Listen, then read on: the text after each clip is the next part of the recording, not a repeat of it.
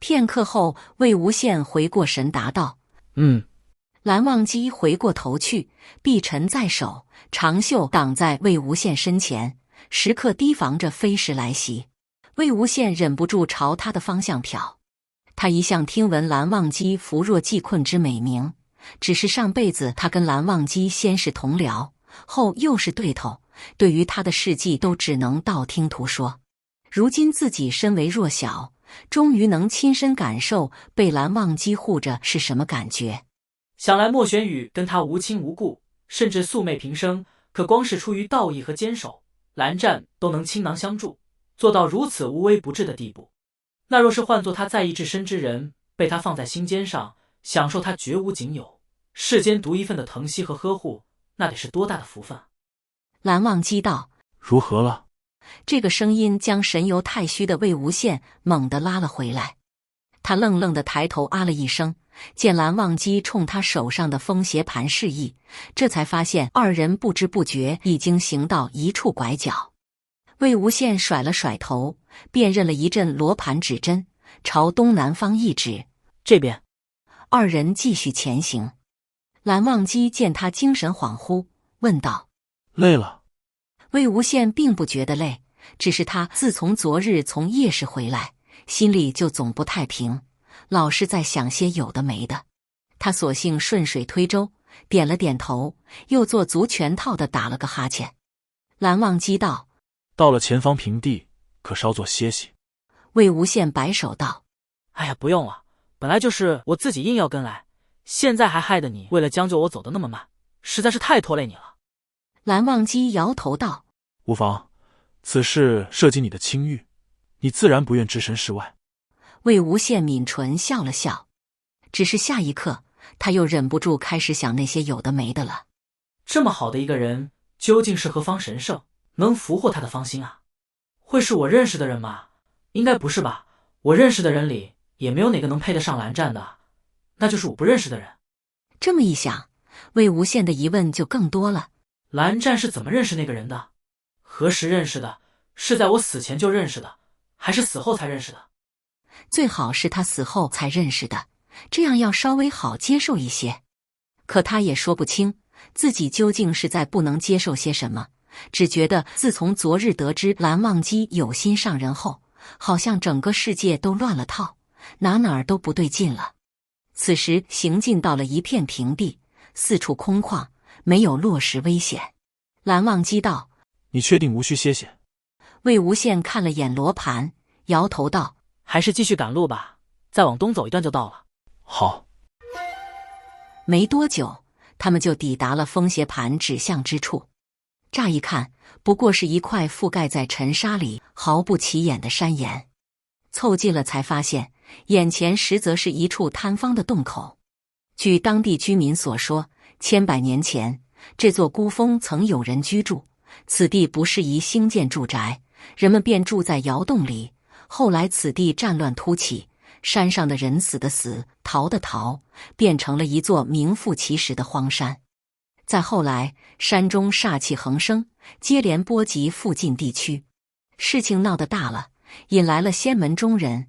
为解燃眉之急，决定以毒攻毒，以蛊尸相镇压，暂时封印了整座山的煞气。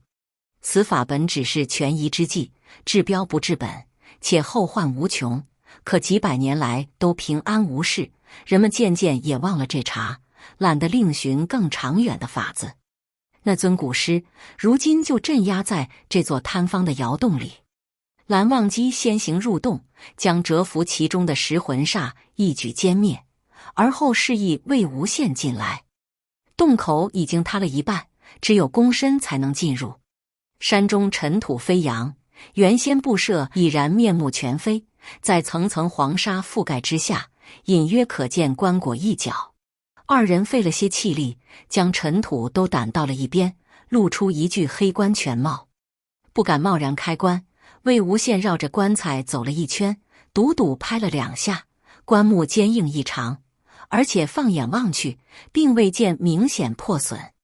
他道：“奇怪，虽然这窑洞已经塌得不成样了，可这棺材看起来倒还是挺完整的。若棺木静止完整，食魂煞则会封印洞中，无法动弹。如今食魂煞倾巢而出，很可能就是棺木的静止受了损。魏无羡问：韩光觉，你说这山崩会破坏棺材的静止吗？蓝忘机微微俯首，一语不发地查看着黑棺外观，很长一阵后才直起身子，缓缓道来：镇压古尸的棺椁一般由坚木打造，并有封印加持以抵御山崩雷劈之灾，但若灾难极其严重，或恰好伤及棺椁机要，也可能破坏静止。也就是说，山崩有可能会破坏静止，也有可能不会，全看天意了。魏无羡看着棺木，陷入了沉思。这时蓝忘机又道：不过此棺静止失效，并非天意，而在人为。蓝忘机向前一步，对着棺椁底部一角挥了挥指。魏无羡晃眼一看，什么都没瞧见，凑近找寻了许久，才在棺木一角发现了一道隐隐浮现的划痕。这道划痕极其不易察觉，若是换作常人，很容易就忽略了过去，得亏蓝忘机目力过人，事无巨细，才能捕捉到这等蛛丝马迹。划痕极细，绝非石块擦碰所致。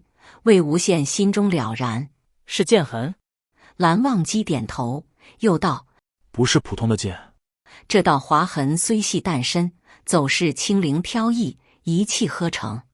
如此轻巧的力度，竟能穿透这般坚硬的木头，因而可见，用的不只是蛮力，这应当是一把有灵力之剑。魏无羡一面分析，一面道来：山崩不一定会破坏静止，可这么一道仙剑的划痕，若是恰好落于棺椁机要之处，却可以轻而易举解了棺椁封印。如此看来，持剑之人必然谙熟静止之法，才能一举到位，因此只可能是仙门中人。而这人偏偏又挑了山崩之时下手，若是不缜密追查，人们多半以为古尸失手是山崩所致，他便可轻易逃脱嫌疑。他眉头一皱，又继续道：可是这人为何要破坏静止，放出大批食魂煞，杀害这么多山民？这些山民久居深山，不问世事，能跟仙门有什么瓜葛？杀了这么一群手无缚鸡之力的普通百姓，又能对他有什么好处？蓝忘机默然片刻道：并非全无瓜葛。那倒也是，那5名驻守瞭望台的修士，也算得上是仙门中人。韩光觉，你这么说可是觉得，那人其实只是想杀某一个人，而破坏静止，放出食魂煞大开杀戒，实则是为了掩人耳目？蓝忘机不置可否。魏无羡明白，依蓝忘机的性子，不到确定无疑，断不会妄下定论。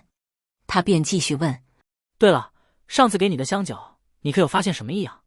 跟金陵台上找到的是不是同一种香？蓝忘机眉心蹙了蹙，难以辨别。不过不管怎么说，这也是个难得的突破口了。韩光君，依你看，我们接下来应该怎么做？继续查明修士死因，以及他们之间有何种联系。这一带没有仙门驻守，坊间碎语往往相互矛盾，真假难辨。二人在陇东一带待了几天，眼看进展甚微，终于决定启程离开，去往仙门云集的渭水一带。回客栈的路上，蓝忘机忽然停下脚步，看向街边。魏无羡好奇地看过去，发现他正盯着一家酒铺。最近夷陵老祖重归于世的传闻闹得沸沸扬扬，街上比起平日更加冷清。酒铺好几天没卖出过一坛酒，老板正懒洋洋地坐在店门口，手里有一搭没一搭地扇着蒲扇。蓝忘机在门口站了好一阵，老板竟是懒到连个招呼都没打，好半天才反应过来自己有生意要做。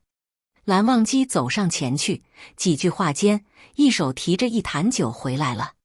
魏无羡一看见那2个圆滚滚的酒坛子，眼睛顿时就亮了起来。想来这趟重返人世，他还一滴酒都没尝过呢。